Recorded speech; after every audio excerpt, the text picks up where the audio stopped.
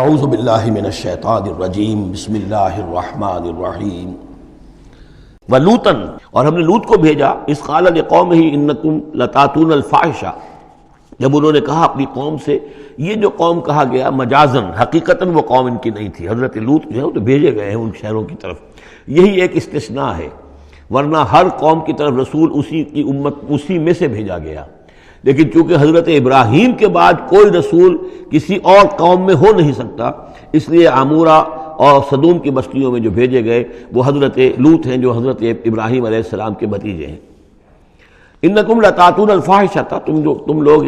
بڑی بے حیائی کا ارتکاب کر رہے ہو، ما سبقکم بہا من احد من العالمین، تمام جہان والوں میں کسی قوم نے تم سے پہلے یہ حرکت نہیں کی۔ انکم لتاتون الرجال، کیا تم مردوں کی طرف آتے ہو اپنی شہوت کو پورا کرنے کے لیے، وتقطعون السبیل، اور راستہ مارتے ہو، یعنی فطرت کا راستہ تو یہ ہے، اولاد ہوتی ہے تو ہوتی ہے مرد اور عورت کے ملاپ سے، تم نے جو راستہ اختیار کیا تو گویا کہ اس فطرت کی راہ کو تم کاٹ رہے ہو۔ وتاتون فی نادیکم المنکر، اور تم اپنی مجلسوں میں یہ اس کا ارتکاب کرتے ہو، یہ ان کی بے حیائی کی اور ڈھٹائی کی انتہا ہو گئی تھی۔ فما کان جواب قوم ہی، تو نہیں تھا جواب اس کی قوم کا کوئی، الا ان قالوا، سوائے اس کے کہ انہوں نے کہا ائتنا بعذاب اللہ ان کنت من الصادقین، اے لوط اگر سچے ہو تو اللہ کا عذاب لے آؤ۔ قال رب انصرنی علی القوم المفسدین، تو انہوں نے حضرت لوط نے دعا کی پروردگار میری مدد فرما ان مفسدوں کے خلاف۔ ولما جاءت رسلنا ابراہیم بالبشریٰ، اور جب ہمارے جو ایلچی تھے یعنی وہ جو فرشتے آئے تھے انسانی شکل میں ابراہیم کے پاس بشرا لے کر، بشارت لے کر حضرت اسحاق کی ولادت کی، قالوا انا مہلکو اہل هذه القریہ، انہوں نے کہا کہ ہم ہلاک کرنے کے لیے بھیجے گئے ہیں ان بستی والوں کو، ان اہلھا کانوا ظالمین، یقیناً اس کے جو بستی والے جو ہیں، اس بستی کے لوگ رہنے والے وہ بڑے ظالم ہیں، گناہگار ہیں۔ قال ان فیہا لوطا، حضرت ابراہیم نے کہا اس میں تو لوط بھی تو ہے اسی بستی کے اندر۔ قالوا نحن اعلم بمن فیہا، انہوں نے کہا ہمیں خوب معلوم ہے کہ کون کون ہے اس میں۔ لننجینہ اہلہ الا امرأتہ، ہم اسے بچا لیں گے، نجات دیں گے، اس کو بھی اس کے گھر والوں کو بھی، سوائے اس کی بیوی کے، کانت من الغابرین، وہ ہوگی رہ جانے والوں میں۔ ولما ان جاءت رسلنا لوطا، اور جب وہ ہمارے ایلچی جو ہیں وہ پہنچے حضرت لوط کے پاس، سیء بہم، ان کو دیکھ کر وہ پریشان ہوئے، وضاق بہم ذرعا، اور ان کا دل جو بہت تنگ ہوا، خوبصورت لڑکوں کی شکل میں آئے تھے۔ وقالوا لا تخف ولا تحزن، انہوں نے کہا نہیں آپ نہ کوئی خوف کھائیں اور نہ کوئی رنجیدہ ہوں، انا منجوک واہلک، ہم تو آپ کو نجات دینے کے لیے آئے ہیں اور آپ کے گھر والوں کو، الا امرأتک، سوائے آپ کی بیوی کے، کانت من الغابرین، وہ پیچھے رہنے والوں ہی میں ہے۔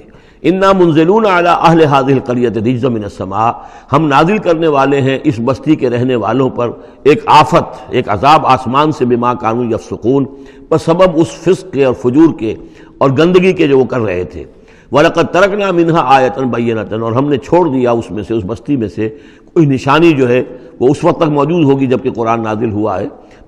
اسی لیے کہ قرآن کہتا ہے بار بار تم گزرتے ہو ان بستیوں کے کھنڈرات کے اوپر سے، بَيِّنَةً لِقَوْمٍ يَعْقِلُونَ، ان لوگوں کے لیے کہ جو عقل سے کام لے۔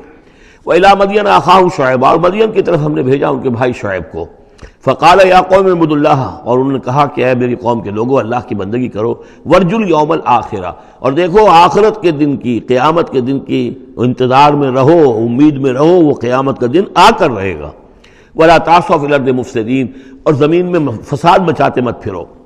فکذبوہ، تو انہوں نے اس کو جھٹلا دیا، فاخذتہم الرجفۃ، تو انہیں آ پکڑا ایک زلزلے نے، فاصبحوا فی دارہم جاثمین، تو وہ اپنے گھروں کے اندر پڑے رہ گئے اوندھے ہوئے۔ وعادا وثمودا، اسی طرح عاد اور سمود، وقد تبین لکم من مساکنہم، اور تمہیں معلوم ہے کہ ان کے مسکن کہاں تھے، تمہارے لیے واضح ہیں کہاں رہتے تھے، یہ کہاں آباد تھے۔ بزین لہم الشیطان اعمالہم، اور شیطان نے ان کے لیے ان کے برے اعمال کو، مشرکانہ افعال کو مزین کر دیا تھا، اسی میں مگن تھے، خوش تھے۔ فصدہم عن السبیل، اور روک دیا تھا انہیں اللہ کے صحیح راستے سے، صراط مستقیم سے، جو صراط توحید ہے اس سے۔ وَكَانُوا مُسْتَبْصِرِينَ، حالانکہ وہ تھے بہت ہوشیار، بہت غور کرنے والے، سوچنے والے، بڑے دانشور تھے، لیکن یہ کہ یہ بڑے دانشور جو ہے کسی جگہ ایسا بھی ہوتا ہے، بہت بڑا عقل مند انسان جو ہے وہ اپنے ناک کے نیچے کے پتھر سے ٹھوکر کھاتا ہے۔ اور اس کی سب سے بڑی مثال جو ہے وہ ہمارے آج کل کے سائنسدان ہیں، کتنی باریکیاں دیکھ رہے ہیں اس کائنات کی، سب کچھ دیکھ لیا، اللہ نظر نہیں آتا، کہاں سے کہاں دیکھ رہے ہیں، کتنی بڑی بڑی ٹیلیسکوپس ہیں، اور کتنے ٹریلین وہ لائٹ ایئرز کے اوپر دریافت کر رہے ہیں کہ نیا ستارہ وجود میں آ گیا، سب کچھ ہو رہا ہے، لیکن یہ کہ ان تمام چیزوں کو دیکھنے کے باوجود ان کا دماغ اللہ کی طرف منتقل نہیں ہوتا۔ یہ ہے کہ ایک طرف سے اندھے ہیں، ایک آنکھ کھلی ہے، ایک آنکھ اندھی ہے۔ تو اگرچہ وہ بھی تھے بڑے ہوشیار مستبصرین، یعنی استبصار جو ہے یہ باب استفعال، دیکھنا، بڑے غور سے دیکھا کرتے تھے، مشاہدہ کرتے تھے، آبزرو کرتے تھے، سب کچھ تھے، باقی سب کچھ نظر آیا انہیں۔ ڈھونڈنے والا ستاروں کی گزرگاہوں کا اپنے افکار کی دنیا میں سفر کر نہ سکا، وہ ساری جو ہے وہ ستاروں کی گزرگاہیں جو ہے ان کی تحقیق ہو رہی ہے، لیکن یہ کہ میں خود کون ہوں، کہاں سے آیا ہوں، کہاں جا رہا ہوں، میری زندگی کا مال کیا ہے، اس کا مقصد کیا ہے؟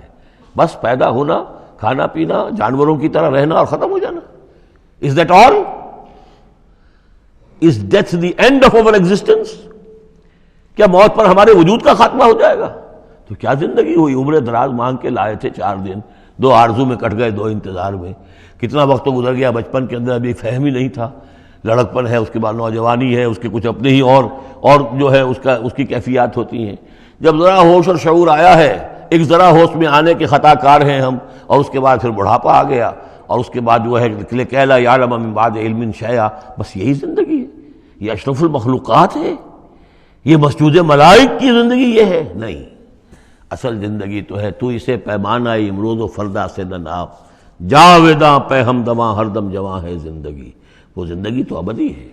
یہ تو اس کا چھوٹا سا حصہ علیحدہ کر کے ایک امتحانی وقفہ بنا دیا ہے، اسے ایک امتحانی وقفہ ہے، 3 گھنٹے کا نہیں، 30 سال کا صحیح، بس اس کے علاوہ کچھ نہیں۔